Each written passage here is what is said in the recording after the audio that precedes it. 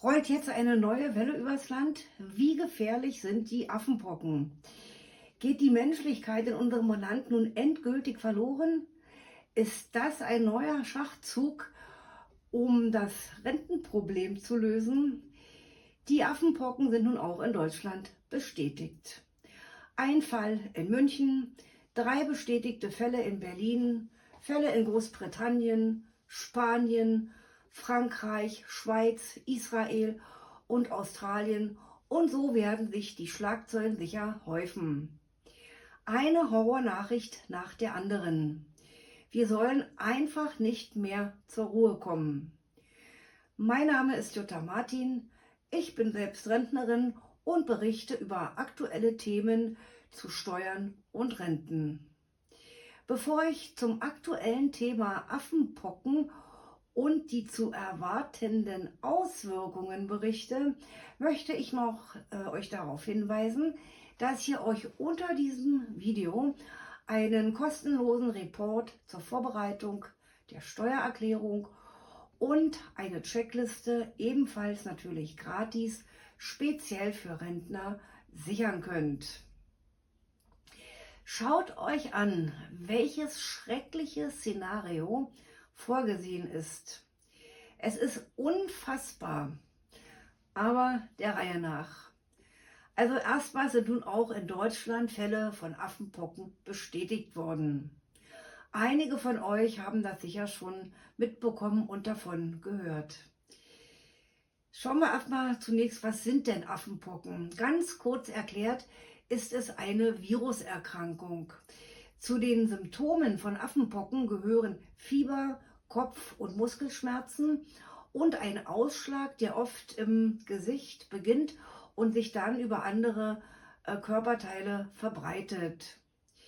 Also normalerweise erholen sich die meisten Menschen wieder innerhalb weniger Wochen. Also es besteht auch erstmal kein Grund zur Panik, aber zur Vorsicht. Man geht davon aus, dass wir keine neue Pandemie befürchten müssen. Aber kann man das auch glauben, bei dem, was wir alles hinter uns haben? Die britische Gesundheitsbehörde berichtete am 22. Mai 2022, dass sie täglich mehr Fälle entdecken, also täglich mehr in Großbritannien. Es gibt noch keine spezifische Behandlung gegen Affenpocken, aber eine Impfung mit Pockenimpfstoff wird empfohlen. Großbritannien hat Berichten zufolge bereits Pockenimpfstoff eingekauft. Das Gesundheitsministerium erwartet weitere Fälle. Karl Lauterbach informiert darüber, dass das Virus meist nur milde Symptome verursacht, aber er kann auch schwere Verläufe nach sich ziehen. Es gibt 2 Varianten, einmal eine Kongo-Variante und eine westafrikanische Variante. Die westafrikanische Variante verläuft weniger schwer laut Karl Lauterbach, und das soll wohl auch die sein, die in Deutschland aufgetreten ist. Lauterbach verspricht schnelles Handeln. Er berichtet auch über die Probung eines Ausbruchs der Leopardenpocken, wie er es nennt. Also das bedeutet nichts anderes als das Simulieren eines Ausbruchs einer Pandemie. Die G7-Gesundheitsminister üben also schon für die nächste Pandemie. Es ist unglaublich.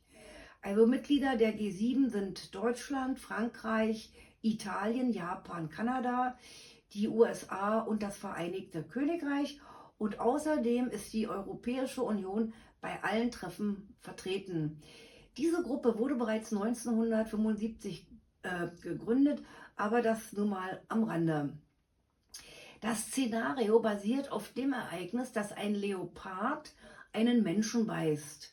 Dabei überträgt er diesem ein gefährliches Pockenvirus, welches sich in der Folge rasant ausbreitet. Schnell ist das Virus auf der ganzen Welt vorhanden. Nach 8 Wochen wird es bereits in 21 Ländern festgestellt, darunter alle G7-Länder. Die Sterberate ist hoch und die Krankenhäuser füllen sich mit Infizierten rasant. Also besorgniserregend ist auch, dass sich bei dem Szenario viele Jugendliche mit den Pocken anstecken, die häufig an der Krankheit sterben. Die Weltgesundheitsorganisation WHO verkündet, dass es sich um eine gesundheitliche Notlage internationaler Tragweite handelt und tauft die Krankheit Leopardenpocken. Die G7-Gesundheitsminister bekommen 3 kurze Videos gezeigt, welche ja die mögliche Entwicklung der Pandemie beschreiben. Basierend auf dieser Grundlage folgt eine Diskussion von rund 25 Minuten und in der Beratung soll es vor allem darum gehen, dass die Minister eine koordinierte Antwort der G7 auf den Ausbruch finden. Außerdem soll das Treffen von Entscheidungen trotz Unsicherheit eine wichtige Übung sein. In der Folge werden weitere Entwicklungen des Szenarios beraten. Nach 12 Wochen gibt es bei dem Szenario Leopardpocken Hoffnung, da ein Impfstoff entwickelt wird.